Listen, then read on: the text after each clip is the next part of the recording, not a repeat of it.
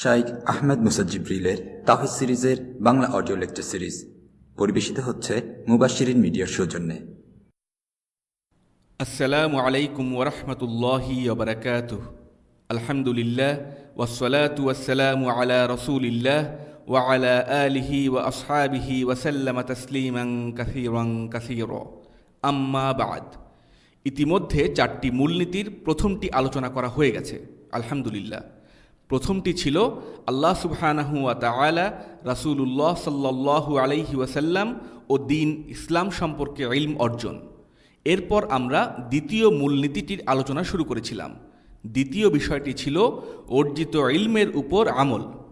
আমরা গত পর্বে যেখানে শেষ করেছিলাম সেখান থেকেই শুরু করছি বিইজনিল্লাহি তাআলা। ইলম অর্জনের ক্ষেত্রে সবার আগে এই বিষয়টি মনে রাখা উচিত যে ইলম অর্জনের উদ্দেশ্য হল আল্লাহ সুবহানাহু ওয়া তাআলার ইবাদত করা। আশ-শাতিবী রাহিমাহুল্লাহ বলেছেন যে ইলম আমলের ক্ষেত্রে কোনো উপকারী ভূমিকা রাখে না, সেই ইলম শরীআতে অপ্রশংসনীয়। সবসময় মনে রাখবেন, আমল হলো দুই ধরনের, বাহ্যিক ও অভ্যন্তরীণ। কিছু কিছু মানুষ অন্তরের আমলকে আমলই মনে করেন না, আসলে এটাও কিন্তু আমল। অভ্যন্তরীণ এবং বাহ্যিক এই দুইভাবে ইলমের উপর আমল হতে পারে। ঈমান হচ্ছে অন্তরের একটি আমল যা ইলমের ফলাফল স্বরূপ প্রকাশিত হয়। উদাহরণস্বরূপ বলা যেতে পারে, আল্লাহ সুবহানাহু ওয়া তাআলার নাম, সত্তা ও সিফাত সম্পর্কে জ্ঞান লাভ করা এবং এগুলো জানা ও শেখার মাঝে আমাদের কি উপকার আছে? আসলে এতে কিন্তু অনেক উপকার আছে। এর একটি হলো অন্তরের আমল, সত্য, সুদৃঢ় ও মজবুত ঈমান, তাসদীক। অবশ্য বাহ্যিক আমলও ইলম অর্জনের আরও একটি উদ্দেশ্য। এ সম্পর্কে প্রায় সবারই জানা আছে, তো এ নিয়ে বিস্তারিত আলোচনার দরকার নেই। বাহ্যিক আমলের কিছু উদাহরণ হলো সালাত, জিকির, হজ, অজু, তাহারাত ইত্যাদি। ইলম ও আমল সম্পূর্ণ ভিন্ন দুটো বিষয়। এগুলো যেহেতু সম্পূর্ণ আলাদা, কাজেই আপনার ইলম আছে মানেই যে আপনি আমলদার হবেন, ব্যাপারটা এমন নয়। সূরা আল বাকারার ১৪৬ নম্বর আয়াতে আল্লাহ সুবহানাহু ওয়া তাআলা বলেন, আল্লাযীনা আতাইনাহুমুল কিতাবা ইয়ারিফুনাহু কামা ইয়ারিফুনা আবনাআহুম ওয়া ইন্না ফারীকাম মিনহুম লায়াকতুমুনাল হাক্কা ওয়া হুম ইয়ালামুন। আমি যাদেরকে কিতাব দান করেছি তারা তাকে এমনভাবে চেনে যেমন চেনে আপন পুত্র ও সন্তানদের, আর নিশ্চয়ই তাদের একটি সম্প্রদায় জেনে শুনে সত্যকে গোপন করে, অর্থাৎ তাওরাত ও ইনজিলে বর্ণিত রাসূলুল্লাহ সাল্লাল্লাহু আলাইহি ওয়াসাল্লামের গুণাবলীসমূহ অস্বীকার করে। এই আয়াতে ইহুদি ও খ্রিস্টান সম্প্রদায়ের কথা বলা হয়েছে যে তারা রাসূলুল্লাহ সাল্লাল্লাহু আলাইহি ওয়াসাল্লামকে চিনতে পেরেছিল, তারা তার ব্যাপারে জানত, কেননা আল্লাহ স্পষ্ট বলে দিয়েছেন যে তারা তার ব্যাপারে ইলম রাখত। কিন্তু তারা কি তাদের ইলমের উপর আমল করেছিল? না, তাদের ইলম থাকা সত্ত্বেও তারা তার উপর আমল করেনি। এ থেকেই বোঝা যায় যে ইলম ও আমল আসলে দুটো ভিন্ন জিনিস। অনেকের ইলম থাকা সত্ত্বেও হয়তো তারা এর উপর আমল নাও করতে পারে। ইলম ও আমলের এই ভিন্নতার বিষয়টি সবারই জেনে রাখা উচিত। একদিকে যদিও আল্লাহ তাআলা বলছেন যে ইহুদি ও খ্রিস্টানরা ইলমের অধিকারী ছিল, একই সাথে কুরআনের অন্যান্য আয়াতে ঈমান না আনার কারণে আল্লাহ সুবহানাহু ওয়া তাআলা তাদের অনেকবার কঠোরভাবে তিরস্কারও করেছেন। ইলম থাকা সত্ত্বেও তারা যে একে আমলে পরিণত করেনি, এই ব্যাপারটি একটি নেতিবাচক দিক হিসেবে বিবেচিত হয়েছে। মোদ্দা কথা হলো, ইলম ও আমল একটি অপরটি থেকে ভিন্ন। ইসলাম বইয়ের পাতা কিংবা আমাদের স্মৃতিতে আবদ্ধ হতে আসেনি, বরং ইসলাম এসেছে আমলের জন্য। ইসলাম এসেছেই আমলের জন্য। আল্লাহ সুবহানাহু ওয়া তাআলা সূরা ইব্রাহিমে বলেন, আলিফ লাম র কিতাবুন আনজালনাহু ইলাইকা লিতুখরিজান নাসা মিনাজ যুলুমাতি ইলান নূরি বিইذনি রাব্বিহিম ইলা সিরাতিল আজিজিল হামিদ। আলিফ লাম র, এটি এমন একটি গ্রন্থ যা আমি আপনার প্রতি নাজিল করেছি যাতে আপনি মানুষদের অন্ধকার থেকে আলোর দিকে বের করে আনেন, পরাক্রান্ত ও প্রশংসার যোগ্য সেই পালনকর্তার দিকে তাঁরই নির্দেশে। আল্লাহ সুবহানাহু ওয়া তাআলা রাসূলুল্লাহ সাল্লাল্লাহু আলাইহি ওয়াসাল্লামকে বলছেন, আমি আপনার উপর কিতাব নাজিল করেছি। কি উদ্দেশ্যে? যাতে এর সাহায্যে আপনি মানব জাতিকে অন্ধকার থেকে বের করে আনেন, অর্থাৎ এর উপর আমলের মাধ্যমে মানব জাতিকে অন্ধকার থেকে মুক্ত করেন। আল্লাহ সুবহানাহু ওয়া তাআলা সূরা হুদে আরও বলেন, আলিফ লাম র কিতাবুন উহকিমাত আয়াতুহু সুম্মা ফুসসিলাত মিন লাদুন হাকিমিন খবীর আল্লা তা'বুদু ইল্লাল্লাহ ইন্নানি লাকুম মিনহু নাযীরুন ওয়া বাশীর। আলিফ লাম র এটি এমন একটি কিতাব যার আয়াতসমূহ সুপ্রতিষ্ঠিত ও বিশদভাবে বর্ণিত এক মহাজ্ঞানী সর্বজ্ঞ সত্তার পক্ষ থেকে। বলুন যেন তোমরা আল্লাহ ব্যতীত অন্য কারো ইবাদত না করো। নিশ্চয়ই আমি মুহাম্মদ সাল্লাল্লাহু আলাইহি ওয়াসাল্লাম তোমাদের প্রতি তাঁর পক্ষ থেকে একজন সতর্ককারী ও সুসংবাদদাতা। এখানে প্রথম আয়াতে বলা হচ্ছে আল্লাহ সুবহানাহু ওয়া তাআলা বিশদ বর্ণনা সহ কিতাব নাজিল করেছেন। কেন? এর পরবর্তী আয়াত অর্থাৎ সূরা হুদের 2 নম্বর আয়াতটি লক্ষ্য করুন। আল্লাহ তাআলা বলছেন আল্লা তা'বুদু ইল্লাল্লাহ, যেন তোমরা আল্লাহ ব্যতীত অন্য কারো ইবাদত না করো। এখানে ইবাদত অর্থাৎ আমলের কথা বলা হয়েছে। এই কিতাব নাজিলের উদ্দেশ্য হলো যেন এর উপর আমল করা হয়। আপনি কিভাবে এর উপর আমল করতে পারেন? একমাত্র আল্লাহ সুবহানাহু ওয়া তাআলার ইবাদত করার মাধ্যমে আপনি তা করতে পারেন। ওয়ামা আরসালনা মিন ক্বাবলিকা মির রাসূলিন ইল্লা নূহি ইলাইহি আন্নাহু লা ইলাহা ইল্লা আনা ফা'বুদুন। হে মুহাম্মদ, আমি আপনার পূর্বে এমন কোনো রাসূল পাঠাইনি যাকে এ কথা বলিনি যে আমি ছাড়া অন্য কোনো উপাস্য নেই, সুতরাং তোমরা সবাই আমারই ইবাদত করো। সূরা আল আম্বিয়া আয়াত 25। অর্থাৎ হে মুহাম্মদ সাল্লাল্লাহু আলাইহি ওয়াসাল্লাম, আমি আপনার আগে যে রাসূলই পাঠিয়েছি তাকে এ কথাই জানিয়েছি যে মানুষকে লা ইলাহা ইল্লাল্লাহর শিক্ষা দাও। তারপর এই আয়াতের একেবারে শেষে কি বলা হয়েছে দেখুন, ফা'বুদুন, ইবাদত করো। অর্থাৎ প্রত্যেক রাসূলকে কেবল এই বাণী সহ পাঠানো হয়েছিল এবং তারা তা এজন্যই প্রচার করেছিলেন যেন সবাই আল্লাহর ইবাদত করে। ইন্না আনজালনা ইলাইকাল কিতাবা বিল হাক্কি লিতাহকুমা বাইনান নাসি বিমা আরাকাল্লাহ ওয়া লা তাকুল লিল খাইনিনা খসীমা। নিশ্চয়ই হে মুহাম্মদ, আমি আপনার প্রতি সত্য কিতাব অবতীর্ণ করেছি যাতে আপনি মানুষের মধ্যে ফয়সালা করেন, যা আল্লাহ আপনাকে হৃদয়ঙ্গম করান। আপনি বিশ্বাসঘাতকদের পক্ষ থেকে বিতর্ককারী হবেন না। সূরা আন-নিসা আয়াত 105। আল্লাহ সুবহানাহু ওয়া তাআলা বলছেন, হে মুহাম্মদ, আমি আপনার উপর কিতাব নাজিল করেছি, কিন্তু কেন? লিতাহকুমা বাইনান নাসি বিমা আরাকাল্লাহ, যাতে আপনি আল্লাহ তাআলার দেখানো পথে মানুষের মাঝে বিচার ফয়সালা করতে পারেন। আর এ কারণেই কিতাব নাজিল করা হয়েছে। এই আয়াতের সাথে সামঞ্জস্যপূর্ণ অন্য আরেকটি আয়াত হলো সূরা আজ-জুমারের 2 নম্বর আয়াত, ইন্না আনজালনা ইলাইকাল কিতাবা বিল হাক্কি ফা'বুদিল্লাহা মুখলিসাল লাহুদ্দিন। নিশ্চয়ই হে মুহাম্মদ, আমি আপনার প্রতি এই কিতাব যথার্থ রূপে নাজিল করেছি, অতএব আপনি নিষ্ঠার সাথে এক আল্লাহর ইবাদত করুন। অর্থাৎ কাউকে দেখানোর উদ্দেশ্যে এবং আল্লাহর সাথে অন্য কাউকে সমকক্ষ স্থির করার মাধ্যমে নয়। আগের আয়াতে বলা হয়েছিল লিতাহকুমা বাইনান নাস, অর্থাৎ মানুষের মাঝে বিচার ফয়সালা করার মাধ্যমে এর উপর আমল করুন। এখন এই আয়াতে বলা হচ্ছে ফা'বুদিল্লাহা মুখলিসাল লাহুদ্দিন, অর্থাৎ নিষ্ঠার সাথে একনিষ্ঠতার সাথে আল্লাহর আদেশ পালনের মাধ্যমে এর উপর আমল করুন, ইবাদত করুন। শুরুতেও আমি ঠিক এটাই বলেছিলাম যে ইলম আমলের ক্ষেত্রে কোনো উপকারী ভূমিকা রাখে না, সেই ইলম শরিয়াতে অপ্রশংসনীয়। ইলম হচ্ছে একটি দেহের মতো, আমল হচ্ছে যার অন্তরাত্মা। আমল ছাড়া ইলম যেন একটি মৃত দেহের মতো। আর আপনি যদি আপনার ইলমের বিপরীতে আমল করে থাকেন, আপনি যেন ইতিমধ্যেই মৃত দেহে পরিণত হয়েছেন। এ ধরনের ইলমের পরিণতি এমনই হয়ে থাকে কারণ আপনার বিরুদ্ধেই সেটা প্রয়োগ করা হবে। মালিক ইবনু দিনার রাহিমাহুল্লাহ বলেন, কোনো আলিম যদি অর্জিত ইলমের উপর আমল না করে তবে তা তার অন্তর থেকে এমনভাবে ধুয়ে যায় যেমনভাবে কোনো মসৃণ পাথরের উপর পানি গড়িয়ে পড়ে। আপনি যদি কখনো ঝর্ণা দেখে থাকেন তবে দেখবেন যে তা থেকে ক্রমাগত পানি ঝরে পড়ছে। ইলমকে যে ব্যক্তি কাজে লাগায় না, ইলম তাকে এভাবেই ছেড়ে যায়, এভাবেই পরিত্যাগ করে। এমন কত ইলমওয়ালা আছেন যারা মানুষকে আল্লাহর কথা স্মরণ করিয়ে দেন, অথচ তারা নিজেরাই কিনা এ ব্যাপারে গাফেল। এমন কতজন আছেন যারা তাকওয়ার বাণী প্রচার করেন, অথচ তারা নিজেরাই তাকওয়াহীন ও বেপরোয়া।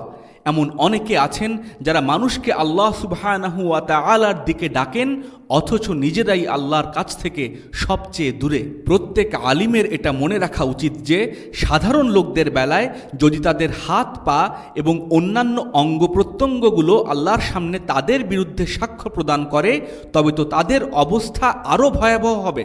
সূরা ইয়াসিনের ৬৫ নম্বর আয়াতে আল্লাহ সুবহানাহু ওয়া তাআলা বলেন, আল ইয়াউমা নাখতিমু আলা আফওয়াহিহিম ওয়া তুকাল্লিমুনা আইদিহিম ওয়া তাশহাদু আরজুলুহুম বিমা কানু ইয়াকসিবুন।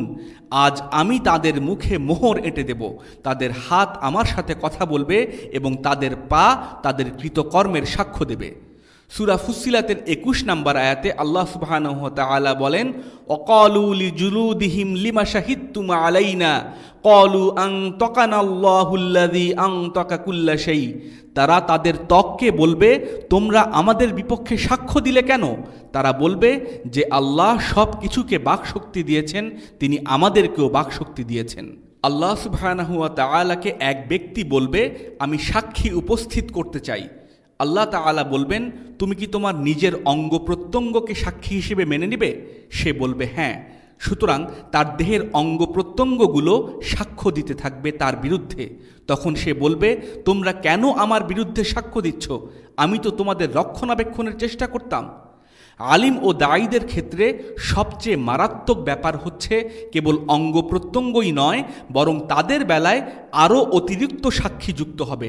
তাদের শেখা প্রতিটি আয়াত ও হাদিস এসবের সাথে যুক্ত হবে এবং সাক্ষ্য দেবে। সহিহ মুসলিমে আছে, রাসূলুল্লাহ সাল্লাল্লাহু আলাইহি ওয়াসাল্লাম বলেছেন, আল কুরআন হুজ্জাতুন লাকা আও আলাইক। কুরআন তোমাদের পক্ষে বা বিপক্ষে সাক্ষ্য দেবে। আপনার শেখা হাদিস কিংবা আয়াতগুলো আপনার পক্ষে নাকি বিপক্ষে সাক্ষ্য দেবে? এগুলো কি আপনার নাজাতের কারণ হবে নাকি আপনাকে জাহান্নামে পৌঁছে দেবে? এগুলো কি আপনার শাস্তি বা আযাবের কারণ হবে? আপনার শেখা এসব হাদিস ও আয়াত একদিন আপনার উপরেই হুকুম হয়ে বর্তাবে। কিয়ামতের দিন আপনার সামনে এসে দাঁড়িয়ে আপনার বিরুদ্ধেই সাক্ষ্য দেবে। এগুলো শুনলে কার না ভয় লাগে? ইবনুল কাইয়িম রাহিমাহুল্লাহ বলেন, লাউ নাফাআল ইলম বিলা আমাল লামা যাম্মাল্লাহু আহবার আহলিল কিতাব ওয়ালাউ নাফাআল আমাল বিলা ইখলাস লামা যাম্মাল্লাহুল মুনাফিকিন। আমল ছাড়া কেবল ইলম যদি কোনো উপকারে আসতো তবে আল্লাহ সুবহানাহু ওয়া তাআলা আহলুল কিতাব অর্থাৎ ইহুদি ও খ্রিস্টান ধর্মযাজকদের ভর্ৎসনা করতেন না। আর যদি সততা ও নিষ্ঠা ছাড়াই কোনো আমল কারো জন্য কল্যাণকর হতো তবে আল্লাহ সুবহানাহু ওয়া তাআলা মুনাফিকদের নিন্দা ও ভয় প্রদর্শন করতেন না। আমল ছাড়া ইলমের উদাহরণ হচ্ছে একটি মধুবিহীন মৌচাকের মতো। ইলম হচ্ছে সম্পদ, আর সম্পদের মূল্য ততটুকুই যতটুকু আপনি ব্যয় করবেন। ইলমের ক্ষেত্রেও ঠিক ততটুকুই আপনার কাজে দেবে যতটুকু আমল আপনি করবেন। সম্পদের মূল্য কোথায় যদি আপনি তা ব্যয় না করেন ও কাজে না লাগান? ইলমের বেলাতেও একই উদাহরণ। আজ-জুহরি রাহিমাহুল্লাহ বলেন, ওই আলিমের কথা শুনো না যে আলিম নিজে যা বলে তার উপরই আমল করে না, আর ওই ব্যক্তির কথাও শুনো না যে ইলম ছাড়াই কথা বলে।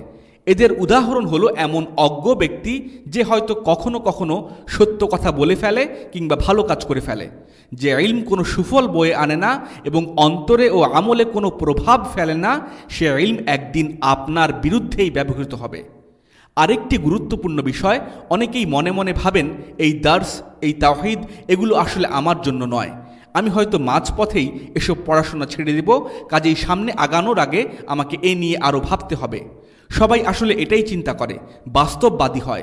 তারা ভাবে আমি যত বেশি জ্ঞান অর্জন করব ততই তা আমার বিরুদ্ধে ব্যবহৃত হবে, সুতরাং আমি বরং বাদ দেই আর না আগাই। এ ব্যাপারে প্রথম কথা হচ্ছে, কিছু পরিমাণ ইলম অর্জন করা ফরজে আইন। ফরজে আইন ইলম প্রত্যেককেই অর্জন করতে হবে, নইলে গুনাহগার হতে হবে। আমরা মূলত এখানে এমন সব বিষয় নিয়ে কথা বলছি বা কথা বলবো যেগুলো জানা আপনাদের জন্য, আমাদের জন্য ফরজে আইন। যেমন লেখক বলেছেন, ই'লাম রাহিমাকাল্লাহ আন্নাহু ইয়াজিবু আলাইনা তাআল্লুমু আরবাঈ মাসাইল। ইতিমধ্যেই এই বিষয়গুলো নিয়ে আমরা আলোচনা করেছি। এগুলো জানা ফরজে আইন। উম্মাহ আজ অজ্ঞতার এমন এক স্তরে উপনীত হয়েছে যে তারা মনে করে কোনো বিষয়ে জ্ঞান অর্জন করাটা তাদের বাড়তি কৃতিত্ব, অথচ এগুলো না জানলে বরং তারা নিজেরাই গুনাহগার হবে। আচ্ছা, বাড়তি কৃতিত্বের দাবি রাখে এমন ইলম সংক্রান্ত আলোচনায় আসা যাক। অনেকেই হয়তো ভাবেন যে তারা তাওহীদের এই দার্স থেকে কেবল ফরজ অংশটুকু শিখেই ক্ষান্ত দিবেন। এর উত্তরে তাদের কেবল একটি কথাই আমি বলবো, আপনারা বরং তালিবুল ইলম হয়ে যান। অনেকেই পরিবার থেকে কিছু সময় বের করে একাকী আল্লাহর ইবাদত জিকির করে, অনেকেই অধ্যয়ন করে, অনেকে অনেক সংগ্রাম ও চেষ্টা সাধনা করে। কিন্তু কেন? মূলত সর্বোচ্চ জান্নাতটি পাওয়াই হলো এর কারণ। ইলম হলো এমন এক মাধ্যম যা আপনাকে সিদ্দিকিনদের স্তরে পৌঁছে দিতে সক্ষম। এটা জেনে বিস্মিত হবেন না। বড় বড় অনেক আলিম এ ব্যাপারে আলোচনা করেছেন যে একজন আলিম উত্তম নাকি একজন শাহিদ। ইবনে মাসউদ রাদিয়াল্লাহু তাআলা আনহু, ইবনুল মুবারক রাহিমাহুল্লাহ সহ আরও অনেকে এ ব্যাপারে মতামত দিয়েছেন। এই মুহূর্তে আমি এগুলো নিয়ে আলোচনা করতে চাচ্ছি না।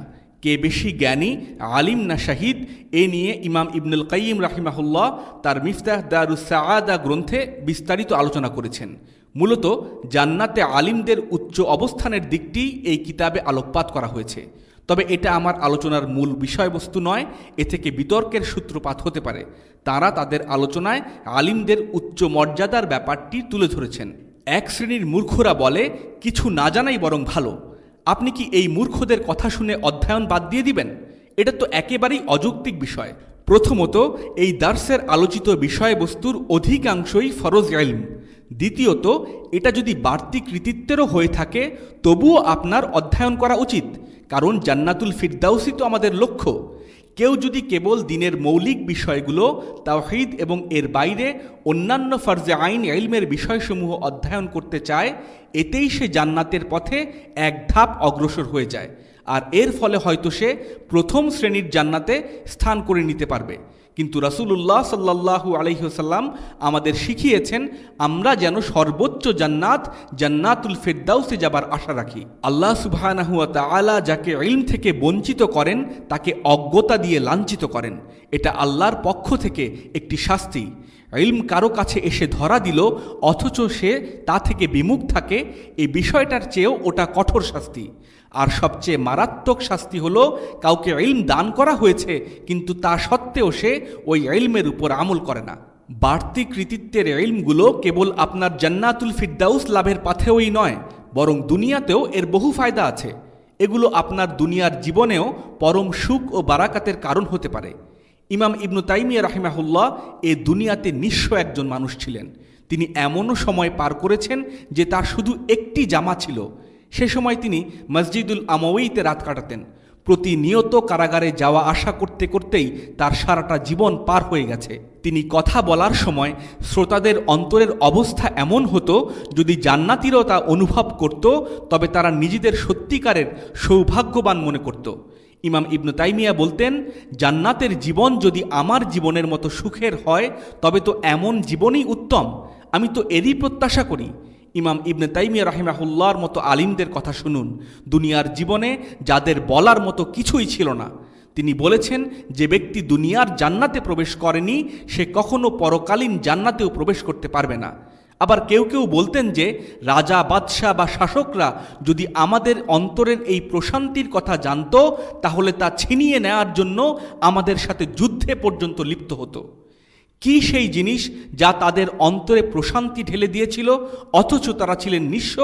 তাদের অধিকাংশেরই জীবন কেটেছে কারাগার, পরীক্ষা, নানামুখী জটিলতার মাঝে দিয়ে। আল্লাহ সুবহানাহু ওয়া তাআলা তাদের ইলম দিয়েছিলেন, তারা এর উপর আমল করেছিলেন, আর এটাই তাদের জীবনে সর্বোচ্চ প্রশান্তি দিয়েছিল। এটাই হলো দুনিয়ার জীবনে ইলম হাসিলের ফায়দা, আর পরকালের জান্নাত তো আছেই ইনশাআল্লাহু তাআলা। আমরা কেউই এই কথা বলি না যে আমার উপর অতি বেশি তদারকি হয়ে যাচ্ছে, সুতরাং আমাকে অব্যাহতি দাও। নাউজুবিল্লাহ। আমরা কি জান্নাতুল ফিরদাউস চাই না? দুনিয়ার জীবনে প্রশান্তি চাই না আমরা? এগুলো তো ইলম হাসিলের মাধ্যমেই সম্ভব। আপনার ইলম যত বেশি হবে নিঃসন্দেহে আমলের পরিমাণও তত বেড়ে যাবে, কারণ মানুষ আপনার ব্যাপারে উচ্চ ধারণা রাখে। আর এর চেয়েও গুরুত্বপূর্ণ হলো আল্লাহর কাছে আপনার অবস্থান। আমাদের দিনে পুরোহিততন্ত্রের কোনো স্থান নেই। ইসলামে কে কোন জান্নাতের অধিকারিত্ব পাবে তা নির্ধারিত হয় ব্যক্তির ইলম ও আমল দ্বারা। আপনার ইলম ও আমলই নির্ধারণ করবে আপনি জান্নাতের কোন স্তরে থাকবেন। ইলম ও আমলের কারণে যেমন আপনার মর্যাদা উন্নীত হয়, ঠিক তেমনিভাবে গুনাহের জন্যও আপনাকে কঠিন শাস্তি পেতে হবে। সূরা আল ইসরার ৭৪ ও ৭৫ নম্বর আয়াতে আল্লাহ সুবহানাহু ওয়া তাআলা বলেছেন, ওয়ালাউলা আন সাব্বাতনাকা লাকাদ কিত্তা তারকানু ইলাইহিম শাইআন কলিলা ইযাল লাআযাকনাকা দি'ফাল হায়াতি ওয়া দি'ফাল মামাতি সুম্মা লা তাজিদু লাকা আলাইনা নাসীরা। আমি আপনাকে দৃঢ়পদ না রাখলে আপনি তাদের প্রতি কিছুটা ঝুঁকেই পড়তেন, তখন আমি অবশ্যই আপনাকে ইহজীবনে ও পরকালীন জীবনে দ্বিগুণ শাস্তি আস্বাদন করাতাম। এ সময় আপনি আমার মোকাবেলায় কোনোই সাহায্যকারী পেতেন না। এখানে আল্লাহ সুবহানাহু ওয়া তাআলা রাসূলুল্লাহ সাল্লাল্লাহু আলাইহি ওয়াসাল্লামকে বলছেন যে আমি যদি আপনাকে দৃঢ়পদ না রাখতাম তবে আপনি তাদের প্রতি কিছুটা হলেও ঝুঁকে পড়তেন। খেয়াল করুন, আল কুশাইরি আর শানকীতি রাহিমাহুল্লাহ সহ অন্যান্যদের মত হচ্ছে রাসূলুল্লাহ সাল্লাল্লাহু আলাইহি ওয়াসাল্লাম তাদের প্রতি ঝুঁকে যাননি। কেননা আল্লাহ এখানে যদি বলেছেন, তারপর আল্লাহ কি বলেছেন? তিনি বলেছেন, ইজাল্লা আযাকনাকা দি'ফাল হায়াতি ওয়া দি'ফাল মামাতি সুম্মা লা তাজিদু লাকা আলাইনা নাসীরা। তখন আমি অবশ্যই আপনাকে ইহজীবনে ও পরজীবনে দ্বিগুণ শাস্তির আস্বাদন করাতাম। এ সময় আপনি আমার মোকাবেলায় কোনো সাহায্যকারী পেতেন না। এটি রাসূলুল্লাহ সাল্লাল্লাহু আলাইহি ওয়াসাল্লামকে বলা হয়েছিল। তিনি ঝুঁকে পড়েননি, অথচ তা সত্ত্বেও আল্লাহ সুবহানাহু ওয়া তাআলা তাঁর প্রিয় হাবিব মুহাম্মদ সাল্লাল্লাহু আলাইহি ওয়াসাল্লামকে এগুলো বলেছেন। কিন্তু কেন? সেই ব্যক্তির জন্য দ্বিগুণ শাস্তি যিনি দুনিয়ার বুকে চলা সর্বশ্রেষ্ঠ মানুষ, সমগ্র মানব জাতি ও মানবতার মাঝে যিনি সর্বোত্তম।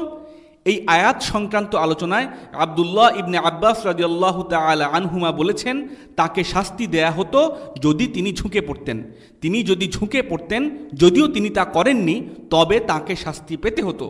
আর নাসাফি বলেছেন, তার সম্মান ও মর্যাদা এত বিশাল যে তিনি যদি কোনো ভুল করেন তবে তার শাস্তিও হবে ততটাই মারাত্মক। দুনিয়া ও আখিরাত এই দুজগতের জন্যই এ শাস্তি। পরকালীন জীবনে তিনি আল ওয়াসিলার মালিক, আর আল ওয়াসিলার অবস্থান তো জান্নাতুল ফিরদাউসের চেয়েও উঁচুতে। এটি জান্নাতের একেবারে শীর্ষে, সবচেয়ে দামি। রাসূলুল্লাহ সাল্লাল্লাহু আলাইহি সাল্লামের পর তাঁর সহধর্মিনী উম্মুল মুমিনিন দৃঢ়পদ ও ধৈর্যশীল নারীদের প্রতিও আল্লাহ সুবহানাহু ওয়া তাআলা অনুরূপ কথা বলেছেন। আমর ইবনুল আস রাদিয়াল্লাহু তাআলা আনহু একবার রাসূলুল্লাহ সাল্লাল্লাহু আলাইহি ওয়াসাল্লামকে প্রশ্ন করেছিলেন, তিনি কাকে সবচেয়ে বেশি ভালোবাসেন?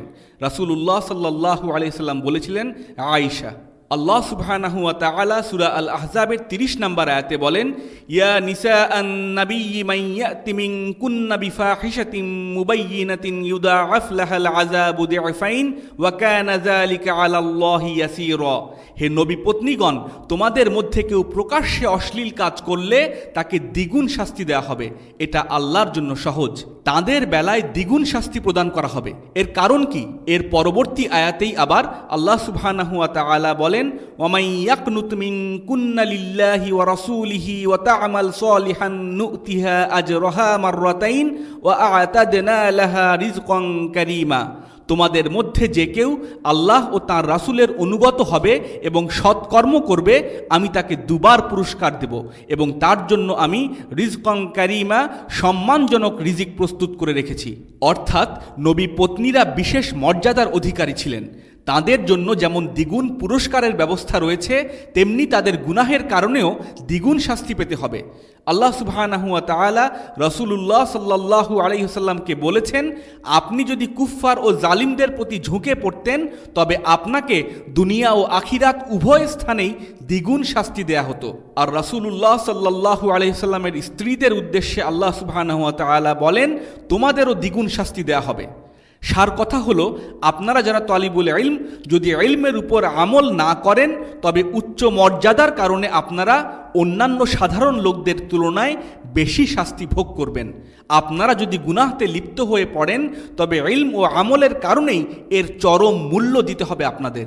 আপনারা অন্যদের মতো নন। আর এ কারণেই আল্লাহ সুবহানাহু ওয়া তাআলা রাসূলুল্লাহ সাল্লাল্লাহু আলাইহি ওয়াসাল্লামের স্ত্রীদের ব্যাপারে বলেছেন, ইয়া নিসাআন নাবিয়্যি লাস্তুন্না কা আহাদিম মিনান নিসা। তোমরা অন্য নারীদের মতো নও। আপনারা তালিবুল ইলম, আপনারা অন্যদের মতো সাধারণ নন। আপনাদের সম্মান ও মর্যাদা যেমন বেশি, আপনাদের শাস্তিও তেমন কঠিন। আব্দুল্লাহ ইবনে মাসউদ রাদিয়াল্লাহু তাআলা আনহু কুরআন শিক্ষার্থীদের জন্য মানদণ্ড স্থির করেছিলেন। তিনি বলতেন, তাদের অবশ্যই দিনে সাওম এবং রাতে তাহাজ্জুদ আদায় করতে হবে। সবাই যখন আনন্দে কাটাবে তারা তখন আল্লাহর স্মরণে ব্যস্ত থাকবে। অন্যরা যখন অনর্থক কথায় লিপ্ত হবে তারা তখন নিশ্চুপ থাকবে। চিৎকার, চেঁচামেচি ও উচ্চস্বরে কথা বলা যাবে না। তাদের সবসময় খুশু বজায় রাখতে হবে। কুরআন শিক্ষার্থীদের জন্য ইবনে মাসউদ রাদিয়াল্লাহু তাআলা আনহুর এই মানদণ্ড নির্ধারণের কারণ কি? কারণ তারা হলেন বিশিষ্ট ব্যক্তি, দুনিয়ার বুকে জীবন্ত কুরআন। কুরআন শিক্ষার্থীরা হলেন কুরআনের ধারক। তারাই কুরআনকে উচ্চে তুলে ধরেন, আর তাই তাদের জন্য এই উচ্চ মাত্রার মানদণ্ড নির্ধারণ করা হয়েছে।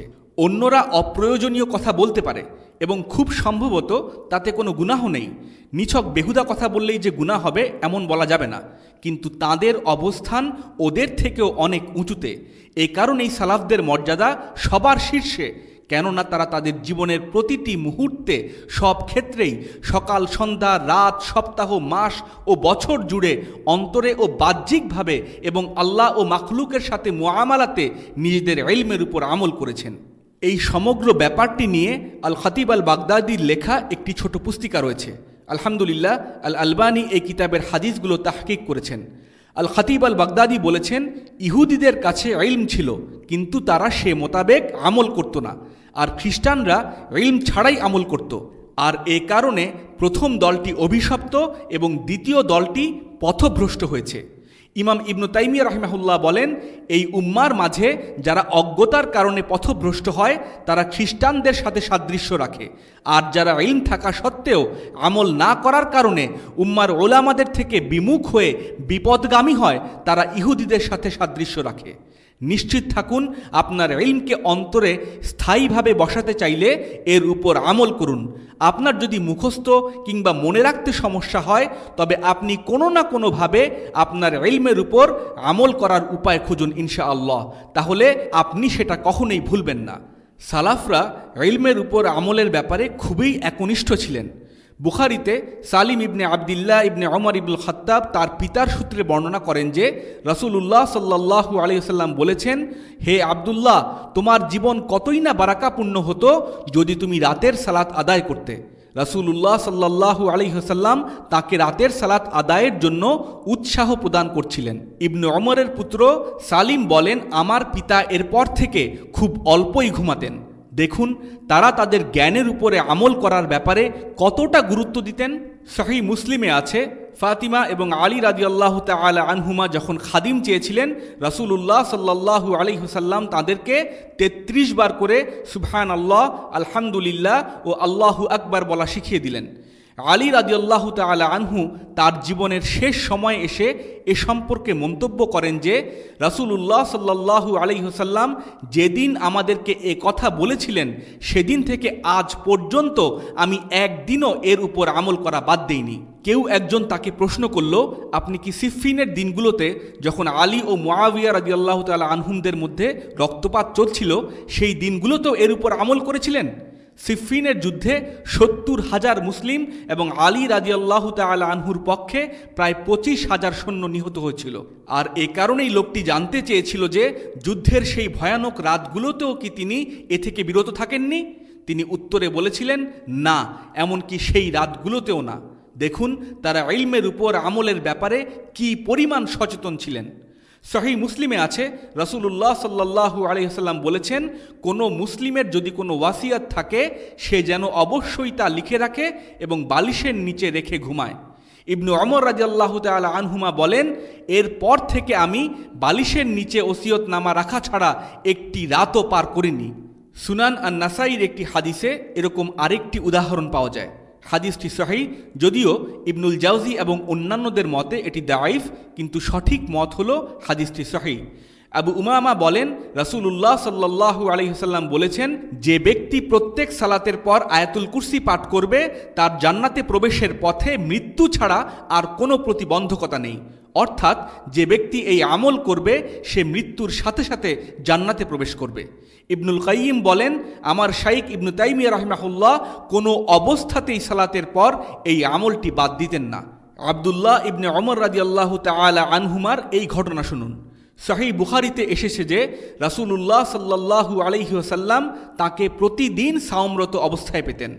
এই কারণে রাসূলুল্লাহ সাল্লাল্লাহু আলাইহি ওয়াসাল্লাম তাকে প্রতি মাসে 3 দিন সাওম রাখার পরামর্শ দেন। তিনি আব্দুল্লাহ ইবনে ওমরকে বললেন, আব্দুল্লাহ, মাসে 3 দিন সাওম রাখো। আব্দুল্লাহ ইবনে ওমর বললেন, আমি এর চেয়ে বেশি রাখতে সক্ষম। রাসূলুল্লাহ সাল্লাল্লাহু আলাইহি ওয়াসাল্লাম বললেন, সপ্তাহে 3 দিন রাখো। আব্দুল্লাহ ইবনে ওমর রাদিয়াল্লাহু তাআলা আনহু বললেন, আমি এর চেয়েও বেশি রাখতে সক্ষম। তখন রাসূলুল্লাহ সাল্লাল্লাহু আলাইহি ওয়াসাল্লাম বললেন, তাহলে 2 দিন পর পর 1 দিন সাওম রাখো। আব্দুল্লাহ ইবনে ওমর বললেন, আমি এর চেয়েও বেশি রাখতে সক্ষম। তখন রাসূলুল্লাহ সাল্লাল্লাহু আলাইহি ওয়াসাল্লাম বললেন, তবে দাউদ আলাইহিস সালামের মতো 1 দিন পর পর সাওম রাখো। এটা বুখারীর বর্ণনা, কিন্তু মূল ব্যাপার হলো মুসনাদ ইমাম আহমদের অপর এক বর্ণনার শেষে বলা হয়েছে যে তিনি বলেন, ওয়ালাম্মা কাবুরা সিন্নুহু কানা ইয়াকুল লাইতানি কবিলতু রুখসাত রাসূলিল্লাহি সাল্লাল্লাহু আলাইহি ওয়াসাল্লাম। অর্থাৎ বৃদ্ধ বয়সে উপনীত হলে তিনি বলেন, রাসূলুল্লাহ সাল্লাল্লাহু আলাইহি ওয়াসাল্লাম আমাকে শুরুতে যা বলেছিলেন আমি যদি তাই করতাম। আব্দুল্লাহ ইবনে ওমর রাদিয়াল্লাহু তাআলা আনহুর এই বক্তব্য সম্পর্কে একটু ভাবা যাক। তিনি বলতে চেয়েছেন যে আমি যদি রাসূলুল্লাহ সাল্লাল্লাহু আলাইহি ওয়াসাল্লামের কথা মতো সবচেয়ে সহজ আমলটিই বেছে নিতাম, আমি যদি মাসে 3 দিন, সপ্তাহে 3 দিন কিংবা 2 দিন পর পর 1 দিন সাওমের জন্য নির্দিষ্ট করে নিতাম, তিনি কেন কথা বলেছিলেন? কথা বলার কি কারণ থাকতে পারে? এটা কি তার উপর ফরজ হিসেবে অর্পিত হয়েছিল? না। তাহলে তিনি কেন এই অতিরিক্ত নফল সাওম পালন পরিত্যাগ করেননি? তিনি বলেছিলেন, আমি যদি আমার জন্য রাসূলুল্লাহ সাল্লাল্লাহু আলাইহি ওয়াসাল্লামের বাছাইকৃত সবচেয়ে সহজ আমলটাই বেছে নিতাম। যদি তিনি বলতেন, আমি আর সাওম রাখব না, আমি সারা জীবন অনেক সাওম রেখেছি, এখন যেহেতু আমি বৃদ্ধ বয়সে উপনীত হয়েছি তাই আমি এ থেকে বিরতি নিচ্ছি, তবেও এতে কোনো সমস্যা ছিল না। তিনি যদি বলতেন, আমি এখন থেকে দাউদ আলাইহিস সালামের মতো সাওম রাখার বদলে মাসে 3 দিন সাওম রাখব, তাতেও সমস্যার কিছু ছিল না। কিন্তু তারা ছিলেন এমন ব্যক্তি, তারা যদি কোনো সুন্নাহর উপর আমল করার প্রতিজ্ঞা করতেন তবে একে ফরজ তুল্য মনে করতেন, মৃত্যু পর্যন্ত সেই আমল বহাল রাখতেন তারা।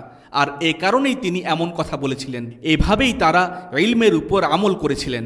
সুফিয়ান আস-সাউরি রাহিমাহুল্লাহ বলেন, ইলমের অর্থই হচ্ছে আল্লাহর ভয়ে এর উপর আমল করা। এর উদ্দেশ্য হলো তাকওয়া অর্জন করা। এ কারণেই ইলম ও আলিমের মর্যাদা অনেক উঁচুতে, কেননা আলিমগণ আল্লাহকে বেশি ভয় করেন। আব্দুল্লাহ ইবনে আব্বাস রাদিয়াল্লাহু তাআলা আনহুমা বলেছেন, প্রায় প্রত্যেকেই উত্তম কথা বলে, কিন্তু সেই ব্যক্তিই সৌভাগ্যবান যার ইলম তার আমলের সাথে মিলে যায়, আর যার ইলমের সাথে আমলের মিল নেই সেই লোক মূলত দুর্ভাগা। ইমাম মালিক রাহিমাহুল্লাহ আল কাসিম ইবনে মুহাম্মদ থেকে বর্ণনা করেন, তিনি বলেন, আমি এমন সব মানুষদের সাথে পরিচিত ছিলাম যারা কথার চেয়ে কাজ বা আমলকে বেশি প্রাধান্য দিতেন, প্রশংসা করতেন। সবশেষে মূল কথা হলো, ইলম হলো আমলের জন্য, জ্ঞান হলো কাজে পরিণত করার জন্য। এই বিষয়টি আমরা সব সময় আমাদের মাথায় রাখার চেষ্টা করব ইনশাআল্লাহ। বারাকাল্লাহু লানা ওয়া লাকুম। আল্লাহুম্মা সাল্লি আলা সাইয়্যিদিনা মুহাম্মদ ওয়া আলা আলিহি ওয়া সাহবিহি ওয়া সাল্লিম। আসসালামু আলাইকুম ওয়া রাহমাতুল্লাহি ওয়া বারাকাতুহু।